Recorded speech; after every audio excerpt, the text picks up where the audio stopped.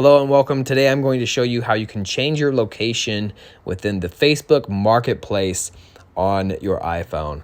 So what we want to do is get into our marketplace here, and then you'll notice in the upper right hand corner you can see where it says Carlsbad 7 miles. That's our current location. What we want to do is tap right there, right on that, and then we'll bring in this little menu right here. Now we can either just kind of move the map around and then make sure to hit apply, and then that will change our location here.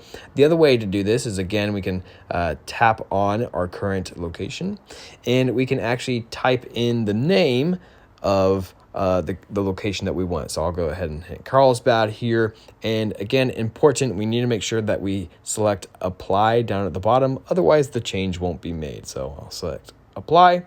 And now we notice that the change is made. One other thing I want to show you here is you can increase or decrease the radius of your search. So from here, you can kind of pan out or go down just by selecting this little toggle, this little slide down here on the bottom. All right, hope this helped you out. If it did, please like and subscribe. I make daily how-to videos, and I will see you next time.